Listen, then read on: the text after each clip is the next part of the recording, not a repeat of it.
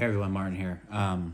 Today's one of those days like you get to realize just how difficult some things can be at times and how great they can be to work to accomplish them, right? And what I mean by that is this whole goal I have for 10% by the end of the year. I already know it's going to be hard, right? And I know I have to intensify my workouts and make them more difficult, I guess is a way to say it. If I'm gonna achieve it, right? So like today I did back and front squats, heavy sets of both. I had to do my run. I did burpees, a burpee workout, and some other strength movements.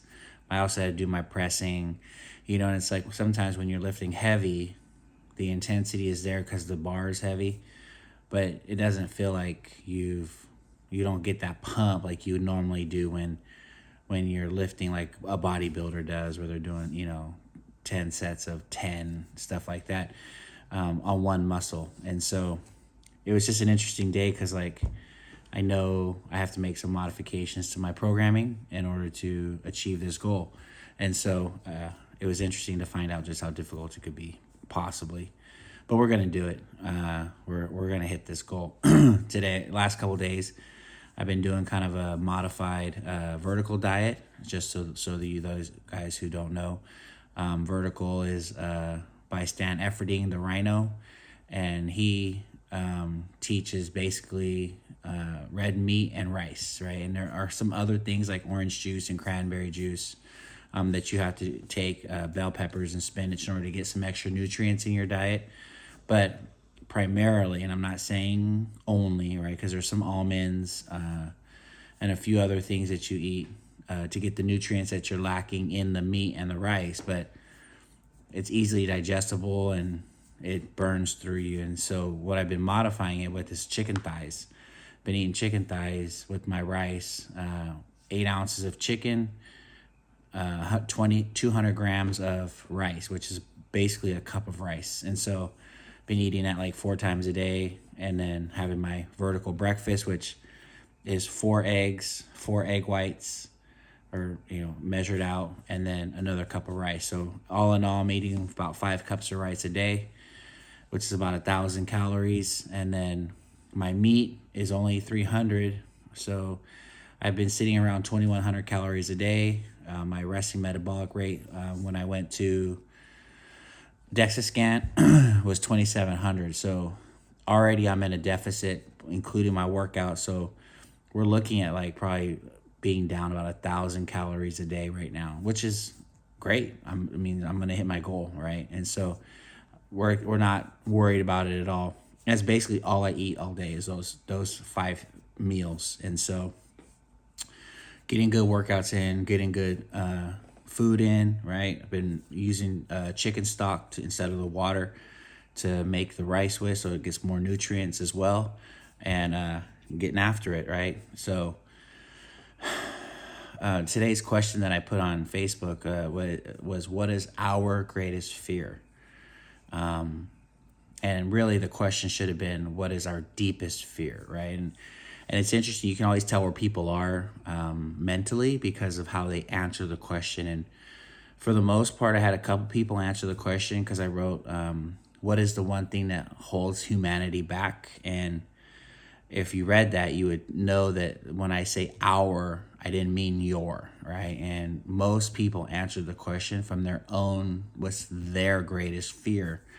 And that's cool, I guess. But the question I was asking is like, what do we think our greatest fear is humanity, right? Like what keeps us from excelling? And I don't know if you guys have ever watched the movie Coach Carter, right? But there's a little Puerto Rican kid in there, and Coach Carter asks him like, what is your deepest fear? And he's like, I ain't got no fear. I ain't scared of nothing, right? He thinks he's, Billy Badass, and he's really not, right? He's a scared kid, as most people who think they're hard are. They're just scared, fearful people. But the response he gives him it's like one of the greatest answers you could have ever gave, right? And it says, our deepest fear is not that we are inadequate. Our deepest fear is that we are powerful beyond measure. It is our light not our darkness, that most frighten us. You playing small does not serve the world. There is nothing enlightened about shrinking so that other people won't feel insecure around you. We are all meant to shine as children do. It's not just in some of us, it's in everyone. And as we let our own light shine, we unconsciously give others permission to do the same. As we are liberated from our own fear, our presence automatically liberates others. And what this is saying is like, we have something to offer, right? Our deepest fear is not that we're not enough, right? Which most people get trapped into thinking, right? But our deepest fear is that we are powerful beyond anything we could ever think, right? And I don't know about you, but I've had conversations where people are like, oh, I don't want to work too hard because then they're going to expect more of me. And the reality is, no, we should want people to expect more of us, right? Because that's what caused us to rise up to the occasion and be the people that we're supposed to be. Like, this is what this is all about, right? Becoming the man I should become, becoming the man I was created for. And it says that it's not our darkness that most frightens us, it's our light. Like, how bright can you shine? How bright can you shine to the world to show other people what they should be doing and how they should be doing it? It says you playing small does not serve the world. You trying to minimize yourself does not serve the world. It's bad. It's terrible. There's nothing enlightened about shrinking so that other people won't feel insecure around you. I don't know if you guys know people who try to make themselves so small, right? But it doesn't help anyone for you to hide. It doesn't, because what you're doing is you're robbing people of you, of the greatness that you are. When you don't allow yourself to be who you are, you rob people of that. And like that's a horrible thing to do, right? Like, why would you want to rob people of you, of who you are? Like, that's what makes you, is who you are. It says we're all meant to shine, not just some, but everyone. We all have something to offer. Right? Like, I don't know if you see good people and bad people, right? I don't know if you think that some people have it better than others or have it easier than others. But the reality is, man, we all have something to offer. We should be looking for the goodness in everyone, right? Like the goodness, not only when somebody does good do we see good. We should be looking for the good, right? You're going to find whatever you're looking for, right? And there's a video that I was sending out to some of the guys that I work with. And he always talks about the 80-20, right? And he said, and the 80-20 is people could do 80% of the right things and 20% of the wrong. And we're going to spend 80% of the time paying attention to the 20% wrong than we are to the 80% they've been doing right. That gets 20% of our time. Like, why do we so want to focus on what people do wrong rather than what they do right? That's what's wrong with the world today, right? Like, people don't know their value because we're so focused on telling them what they're doing wrong that we don't ever know how to build people up and show them the goodness that they have to offer. We all have something to offer, every single one of us, right? And the question is like, what are you offering to the world, right? That's what we've been talking about. Like, I need to be an offering to the world. Like, the world has something I have. This world needs something that I have. And some of us have to do just the work of finding out what that is, right? And it says and as we let our own light shine, we unconsciously give others permission to do the same. As I shine, right? As I shine, I give others permission to do the same thing. We're not in competition. And I know that's the thought, right? Oh, I can't let their light shine too bright because they might outshine me. Then let them outshine you. You know what I mean? Like, the reality is, this isn't a competition. Let people shine. And it says, as we are liberated from our own fear, as I'm released from my fear, others get the permission to do the same thing. Like, other people get permission to be free of their fears too, right? And it's crazy the way like we conjure up fears in our heads and we think about things and like it's never healthy, right? Fear is not a spirit of God. We should fear God, right? We should fear not in a negative way, but we do what we're supposed to do because we want to bring joy and happiness to him. We don't fear him like, oh my goodness, he's going to spank me if I do this wrong. No, but we should have a healthy fear of God, right? The same way kids have a healthy fear of their dads, right? Their fathers. Like they don't want to do anything to disappoint or upset him. So they try to do right, and so like, but there's no such thing as a fear spirit from God. God does not create fear in people. And so that is the enemy 100%, right? That is Satan 100% when we allow a spirit of fear to take over us. And that's the thing that causes like a lot of the anxieties and the depressions and all that. So, like we get so locked and loaded on this thought process of fear and other things that we're not moving forward in the direction we should be going, right? And so, but when some of the people did answer the question from their own perspective of what their fear is, right? I was thinking about mine, and like failure is mine, right? Like for real. Like I have a very real fear of failure.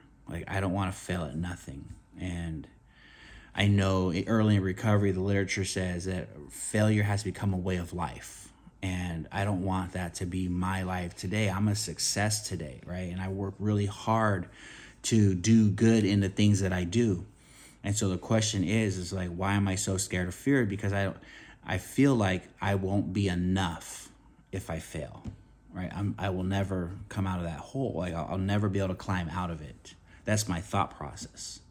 But I know that's not true, right? I know that if I fail at something, that doesn't make me a failure. What it makes me is somebody who needs to work harder and learn from his mistakes in order to come up and do better the next time, right? Because when I'm talking about fear, I'm not talking about like messing something up or not getting it right. I'm talking about like destroying something. Like my church no longer has open doors because we have failed and the doors have closed.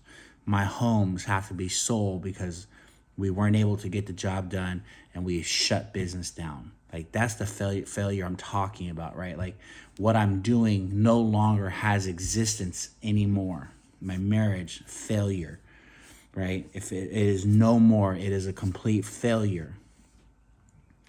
And so I work hard at achieving those things and making them be what they should be. At least in the power that I think I have, I work very hard in achieving those things.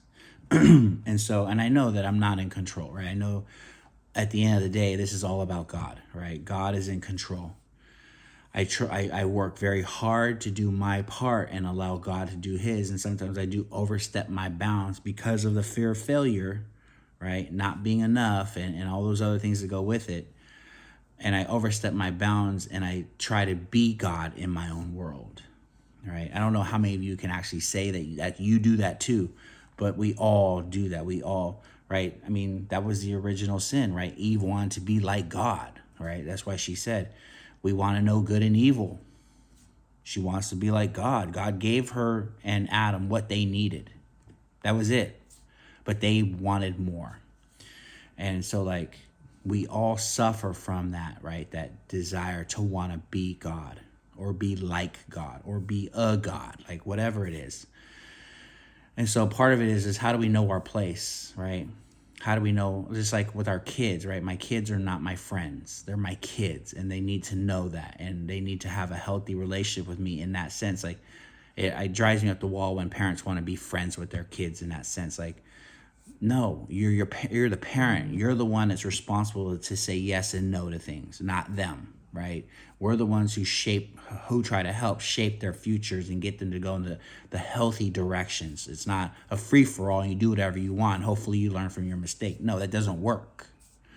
And so I just wanted to come on here today, right? Like, and just talk about what I believe our deepest fear as humanity is. And we just don't take care of each other.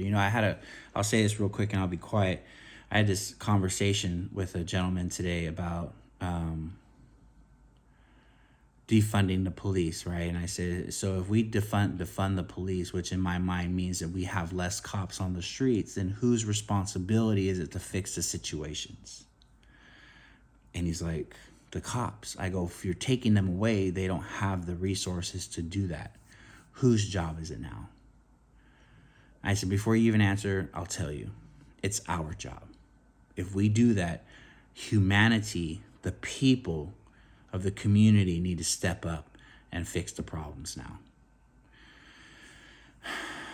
That's our fear, right? We're never going to be enough. And the reality is we need to move into being enough and come together and make things happen.